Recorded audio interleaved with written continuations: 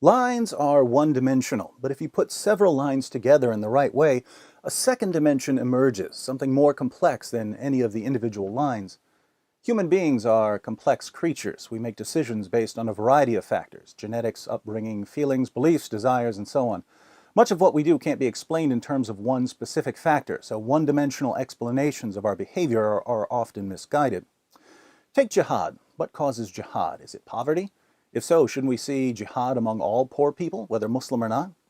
Is Islam the cause? If it were, wouldn't everyone who believes in Islam be a jihadist?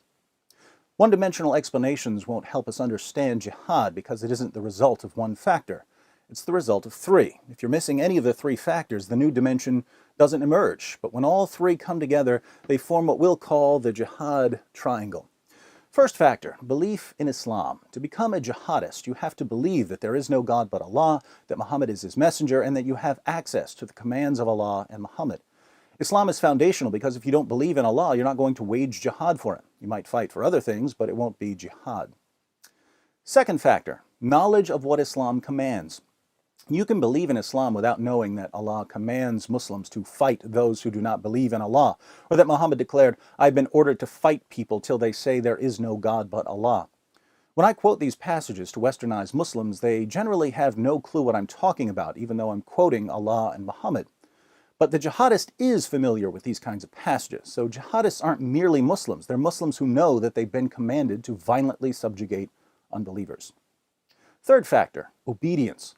The world is filled with people who choose the path of least resistance, people who do whatever makes them feel most comfortable. But some people are wired differently. They are willing to do whatever they believe is right, regardless of the consequences. You can kill them, they won't back down. This character trait, when combined with certain noble values, gives rise to heroes, men and women who will lay down their lives to help others. But when it's combined with belief in Islam and knowledge of Allah's commands, it results in obedience and a willingness to fight the unbelievers and the hypocrites and be unyielding to them. So belief in Islam by itself doesn't produce jihad.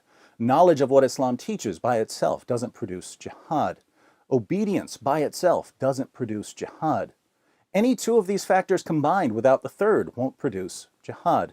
You can believe in Islam and be thoroughly willing to obey Allah as long as you don't know that He commands you to wage jihad.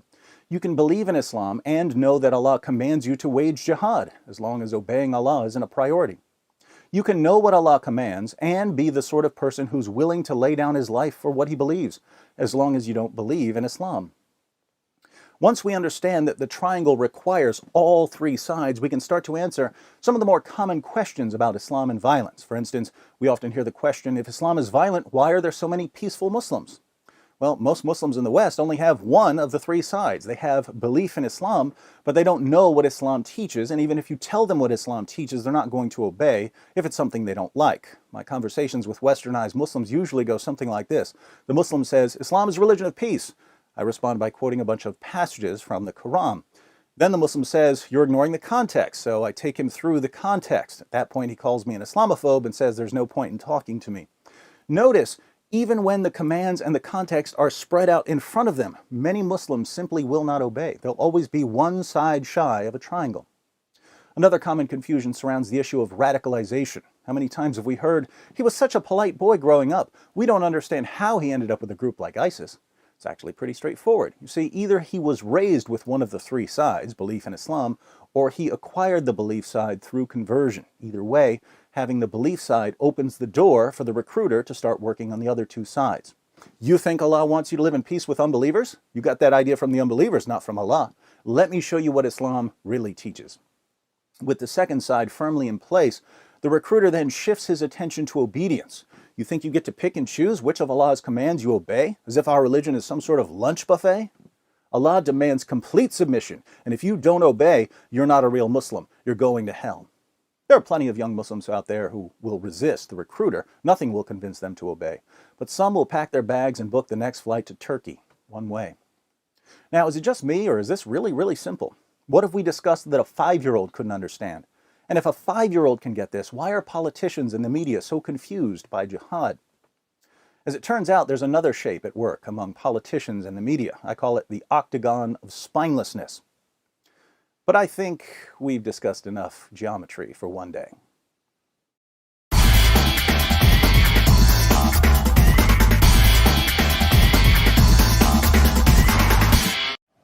Islam can be a little confusing. You meet a Muslim at the grocery store, nicest person in the world, cute kids, loves America. Later that day, you turn on your television and wait a minute, some other Muslim just blew up the grocery store. What's going on here? Who represents Islam? The peaceful Muslim buying tomatoes or the violent Muslim bombing tomatoes? You'd like an answer, so you open up the Quran. You read Surah 2, 256. There is no compulsion in religion. That sounds peaceful and tolerant. I guess the peaceful Muslims are the true followers of Islam. Then you go to Surah 929. Fight those who do not believe in Allah. That's not nice. Now it seems like the violent Muslims got it right. The evidence points in different directions, so what are you supposed to believe? Partnership between America and Islam must be based on what Islam is, not what it isn't.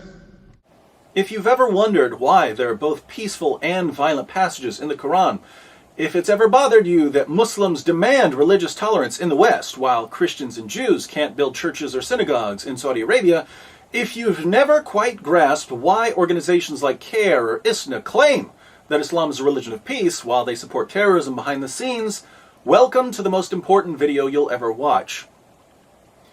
You can't understand Islam in the world today without understanding one essential fact. Jihad proceeds in stages. As the tiny tadpole grows into the bellowing bullfrog, as the lowly acorn becomes the mighty oak, as adorable Parent Trap Lindsay Lohan transforms into whatever she is now, so also the tolerant toddler of peaceful Islam eventually goes through puberty. That's when we all find out what full-grown, Jew-hating, church-burning, wife-beating, apostate-killing, Allahu Akbar yelling Islam is really like in all its blood-spattered glory. Whether you look at the life of Muhammad, or the early Muslim community, or the Quran, or the Hadith, or the Sirah literature, or classical Muslim commentaries, or modern Muslim scholarship, or the spread of Islam in the world today, you will find the exact same pattern. There are 3 stages in the call to jihad, depending on the status of Muslims in a society. And if you understand these 3 stages, you'll understand Islam, 14 centuries of Islamic history, and the situation we're in right now. Partnership between America and Islam must be based on what Islam is, not what it isn't. Stage 1. Stealth jihad. When Muslims are completely outnumbered and can't possibly win a physical confrontation with unbelievers, they're commanded to promote peace with non-Muslims and to preach a message of tolerance. For instance, when Muhammad and his followers were a persecuted minority in Mecca, they criticized the beliefs of the polytheists, but they did so peacefully. The revelations Muhammad received during this time proclaimed a future judgment for unbelievers. Allah will one day punish those who reject Muhammad. But in the meantime, to each his own. Live and let live. Coexist. A characteristic chapter from this period is Surah 109. As the Holy Quran tells us, Say, O unbelievers, I do not serve that which you serve, nor do you serve him whom I serve, nor am I going to serve that which you serve, nor are you going to serve him whom I serve. You shall have your religion, and I shall have my religion. Muslims in the West point to passages like this as evidence that Islam is inherently peaceful. But we know from Muslim sources that while Muhammad was calling for religious tolerance in Mecca, he was already planning to conquer the world in the name of Allah. He even tried to lure pagans to Islam by promising them victory over the non-Arabs. Let's look at a passage. One day, some of Muhammad's tribesmen went to his uncle, Abu Talib, because they wanted to arrange a truce with Muhammad. They wanted Muhammad to stop criticizing their beliefs. Watch what happens. Abu Talib sent for the messenger of Allah, and when he came in, he said, Nephew, here are the sheikhs and nobles of your tribe. They have asked for justice against you, that you should desist from reviling their gods, and they will leave you to your God. Uncle, he said, shall I not summon them to something which is better for them than their gods? What do you summon them to? He asked. He replied, I summon them to utter a saying through which the Arabs will submit to them, and they will rule over the non-Arabs. Abu Jahl said from among the gathering, What is it, by your father? We will give you it and 10 like it. He answered, that you should say, there is no deity but Allah. Think about this for a moment. Muhammad's walking around Mecca calling for peace and tolerance. But behind closed doors, he tells the Quraysh, join me and we'll rule over the non-Arabs, Christians, Jews, Persians, etc. These groups aren't attacking Muhammad at all, and he's already planning to conquer them. What does he need in order to subjugate the non-Muslims? He needs an army. And so he asks his tribe to convert to Islam. Now, how many times have we seen Muslim groups in the world today calling for tolerance in public, but saying something very different in private? Goes back to Muhammad. One of the key features of stage 1 is taqiyya, concealing Islam's true intentions in order to protect the Muslim community. This was eventually made explicit in Surah 3:28. As the Holy Quran tells us, let not the believers take disbelievers for their friends in preference to believers. Whoso doeth that hath no connection with Allah, unless it be that ye but guard yourselves against them, taking, as it were, security. Muslims aren't allowed to be friends with non-Muslims unless they're outnumbered and they feel like they're in danger from a stronger adversary. That's when Muslims are told to pretend to be friendly. One of Islam's greatest scholars, Ibn Kathir, comments, in this case, such believers are allowed to show friendship outwardly, but never inwardly. Abu Darda, one of Muhammad's companions, put it this way, we smile in the face of some people, although our hearts curse them. Assalamu alaikum. Another key feature of stage 1 is victim status. Muslims like to pretend that Muhammad and his followers were persecuted in Mecca simply because they were Muslims. Total nonsense. They were persecuted for antagonizing the Meccans by mocking their beliefs.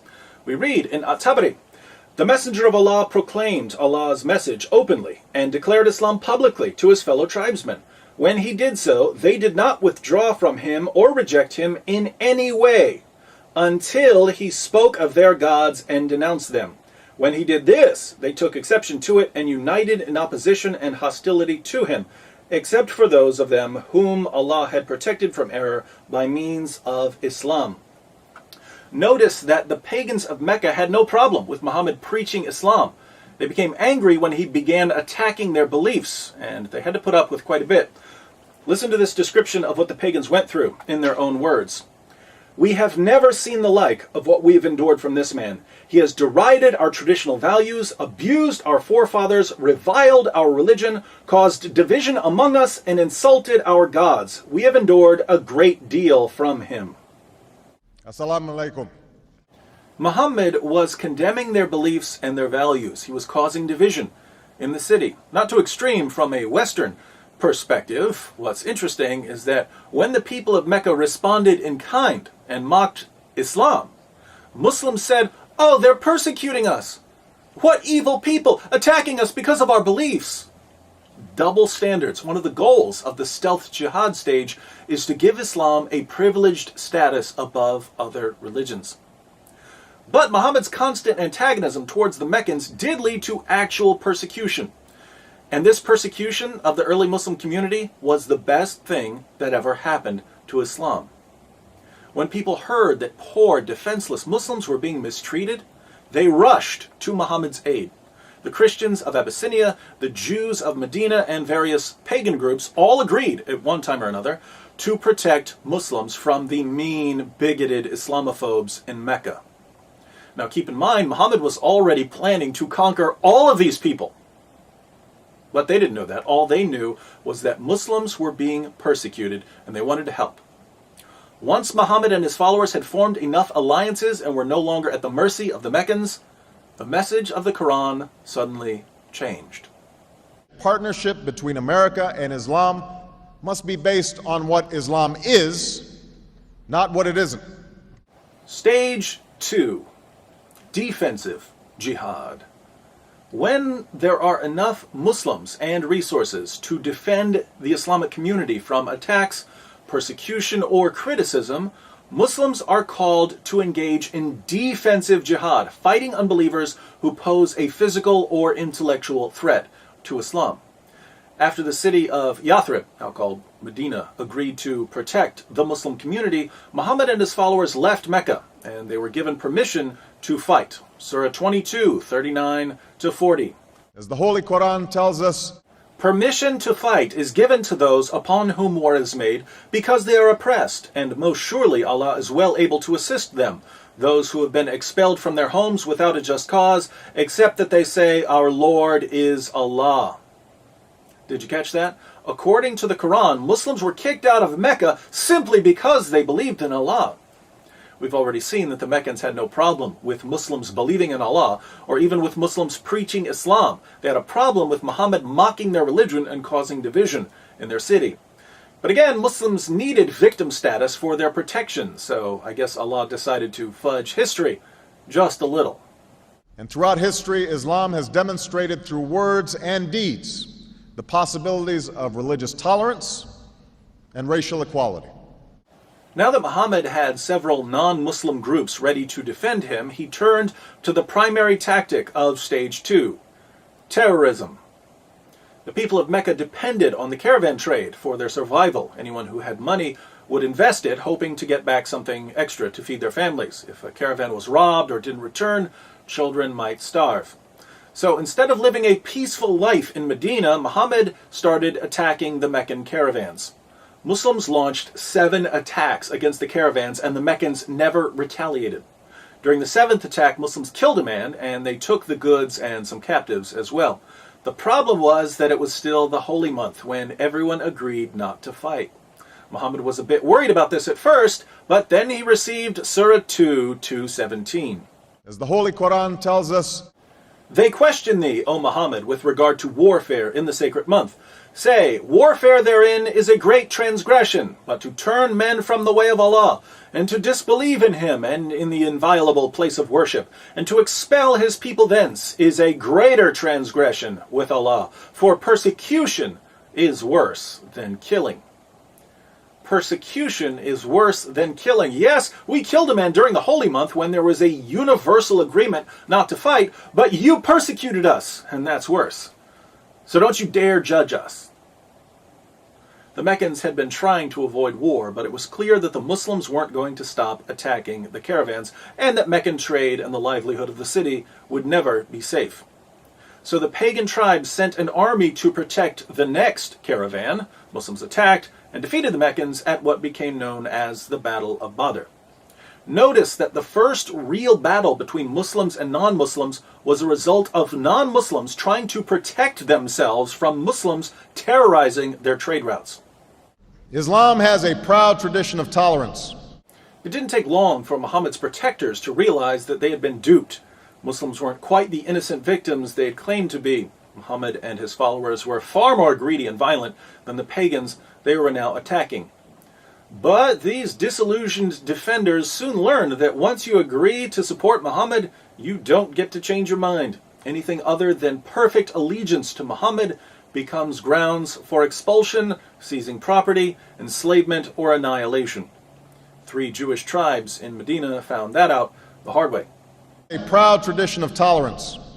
Non-Muslims also learned that no matter how much they disagreed with Muhammad's campaign of violence and intimidation, they had to keep their mouths shut. Muhammad began ordering the assassination of critics during stage 2. People who spoke out against Islam or wrote poems about Muhammad were brutally murdered. And the citizens of Medina, the very people who had invited Muslims into their city, saw their rights rapidly disappearing in the name of Allah. Tolerance, tolerance, tolerance. Stage 2, then, is characterized by defensive fighting those who attack the Muslim community in some way. What we need to get our minds around, however, is that Muslims have a much broader definition of what constitutes an attack than anything we're familiar with. Persecution and military aggression certainly count as attacks, but as we've seen, criticizing Islam counts as an attack. Backing out of alliances after you figure out Muhammad's true intentions counts as an attack.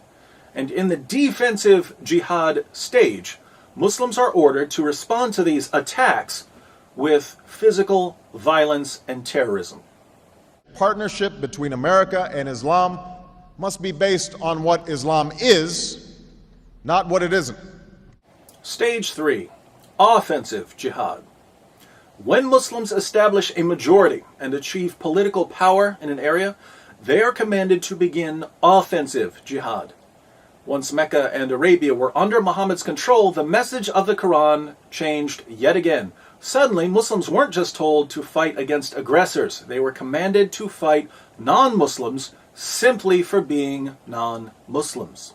As the Holy Quran tells us, O Prophet, strive hard against the unbelievers and the hypocrites, and be unyielding to them. Surely Allah has bought of the believers their persons and their property for this, that they shall have the garden.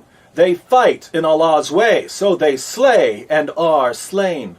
O you who believe, fight those of the unbelievers who are near to you, and let them find in you hardness. tolerance, tolerance, tolerance. If Muslims have the military strength to expand their political power and to violently subjugate non-Muslim populations, forcing these non-Muslims to pay tribute, the Quran commands them to do so. Surah 9:29. As the Holy Quran tells us, Fight those who believe not in Allah nor the last day, nor hold that forbidden which hath been forbidden by Allah and His Messenger, nor acknowledge the religion of truth from among the people of the book, until they pay the jizya with willing submission and feel themselves subdued. This verse doesn't order Muslims to fight oppressors or even critics. It orders Muslims to fight those who don't believe in Allah. tolerance, Tolerance, tolerance, tolerance, tolerance, tolerance, tolerance. We find similar teachings in Islam's most trusted collections of ahadith. Sahih al-Bukhari 69:24. Muhammad said, I've been ordered to fight the people till they say, La ilaha illallah. None has the right to be worshipped but Allah, and whoever said, La ilaha illallah, Allah will save his property and his life from me. tolerance, religious tolerance, tolerance, religious tolerance. Sahih Muslim, number 30. Muhammad said, I've been commanded to fight against people so long as they do not declare that there is no God but Allah.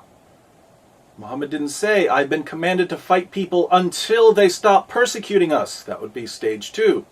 It's stage 3. And the same guy who complained just a few years earlier that people were persecuting him because of his beliefs now says he's been commanded to fight people based on what they believe. Total hypocrisy.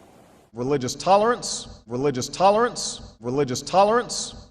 In the offensive jihad stage, Muslims can also expel Christians and Jews from lands they've been living in for centuries in order to keep certain areas that are important to the Muslim community pure. Areas such as Arabia. In Sahih Muslim 43:66, Muhammad says, I will expel the Jews and Christians from the Arabian Peninsula and will not leave any but Muslims. He won't leave anyone but Muslims. Is this a man who promoted religious diversity and tolerance? Only when he was in the minority. As soon as Muslims had control of the government, diversity and tolerance went out the window, along with the Jews and Christians. We will convey our deep appreciation for the Islamic faith, which has done so much over the centuries to shape the world. So this is the pattern that's been laid down for Muslims by their prophet. Stage 1, stealth jihad. When Muslims are too weak to fight, they promote peace and tolerance outwardly but never inwardly. They practice taqiyya, they prepare for jihad behind the scenes, they claim victim status, and they seek special privileges for Islam. Stage 2, defensive jihad. When Muslims are strong enough to fight but not strong enough to subjugate the unbelievers, they terrorize their enemies, murder critics, and look for excuses to attack other groups. Stage 3, offensive jihad. When Muslims are in the majority, they violently subjugate all non-Muslims, they strive to expand their political dominion, and they rid important Muslim lands of all non-Muslims. This is the pattern we find in the Quran, in the Hadith, and in the Muslim commentaries. Assalamu alaikum. Now, look around the world and tell me what you see. Saudi Arabia, what stage are they in? Stage 3, obviously.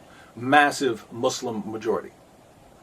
Lo and behold, if you're not a Muslim, you can't preach, you can't build a place of worship, you can't even set foot in the city of Mecca. Exactly what we would expect based on the Muslim sources. Certain places in Africa, and I'd say some areas of Europe, are in stage 2. Muslims have enough fighters and resources and alliances to fight defensively.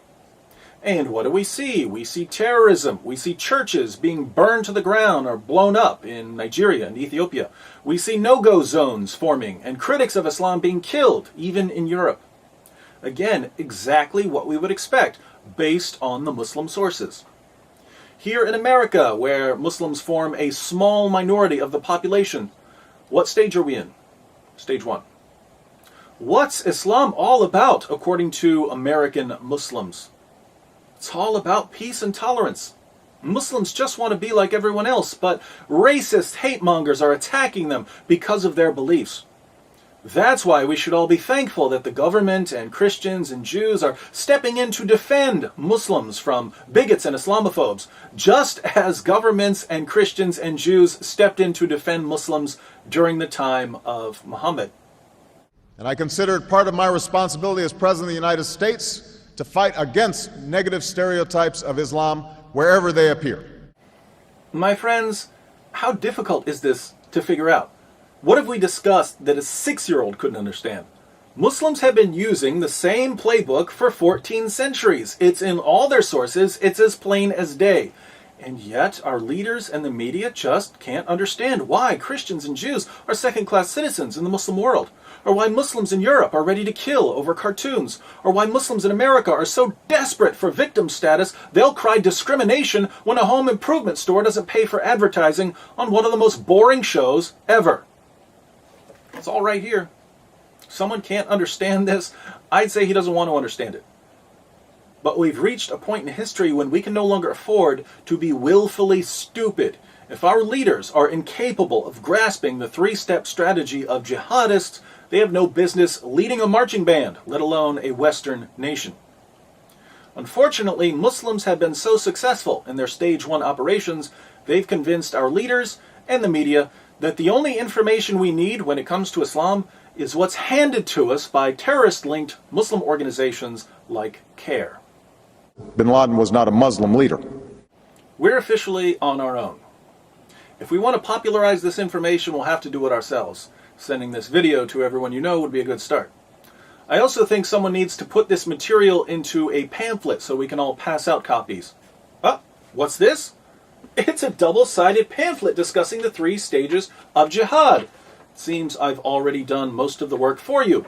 All you need to do is go to my blog, answeringmuslims.com, click on the Jihad tab at the top, and open the 3 stages of jihad PDF pamphlet file.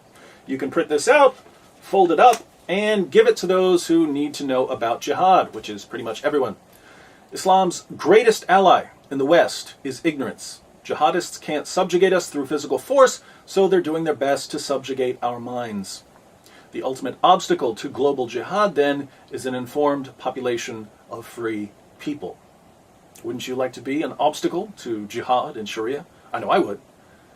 In 2012, let's make a special, freedom-sized effort to educate ourselves and others about the inner workings of the jihadist machine.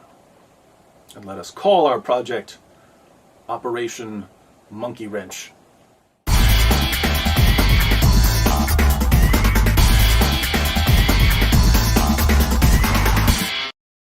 I think it's important to add a quick appendix on westernized Muslims. I've said in this video that Muslims in stage 1 are commanded to deceive non-Muslims in order to keep us ignorant of Islam's violent goals. But if you present this information to your Muslim friends, they're going to deny it. Now, does this mean they're practicing taqiyya? No. When your Muslim friends tell you that Islam is a religion of peace, are they trying to trick you? Probably not. Most Muslims in America have been influenced by Western values more than they've been influenced by Islam. They may pray 5 times a day or fast during Ramadan, but their knowledge of Islam doesn't get much deeper than that. They've read very little of what's in their sources, and they know practically nothing about what we've discussed in this video. So, chances are, when your Muslim friends tell you that Islam is peaceful, they really believe it. No need to accuse them of lying. Sadly, your westernized Muslim friends aren't a source of Islamic doctrine. Islamic doctrine is grounded in the Quran and the Sunnah of Muhammad, and these sources are perfectly clear when it comes to jihad. So I think we need to add another stage to our 3 stages. Stage 0, the totally clueless about jihad stage.